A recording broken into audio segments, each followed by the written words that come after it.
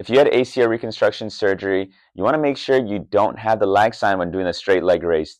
So whenever you do a straight leg raise test, a lot of the times is when we see the patient lift up their leg actually comes down a little bit. As you can see here, he goes up and there's a little lag here.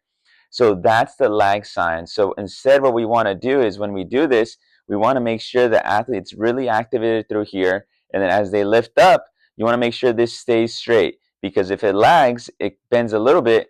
That's the lag sign. So a couple things that we can do. One, we can shorten the distance that he needs to go. So if he activates this, lifts up, and then we go right around there and then come back down.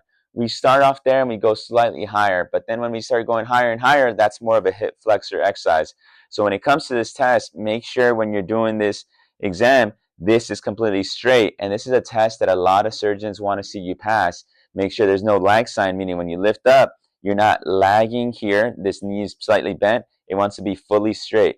One thing that we can do too is, if you don't have, want to make sure if you have the mobility, is if we hold it up here, a lot of times I'll have the athlete be like, hey, hold this, and then I let go, and you got to be straight. If you don't pass this, you're going to hold it, and then if I let go, it slightly bends. And that's the lag sign, and that's the one that you want to start really working on, because not only is it going to test your quad strength, but also your ability to make sure your knee is straight. But there's some caveats, because if I lift it up here and I can't get his knee straight, he's always going to have the lag sign. That's why in order to perform this, you need to first get your knee straight and then start working on that quad activation, and then we'll do the lag sign test, make sure your knee is straight, and you got to hold it up there. And that's the lag sign test.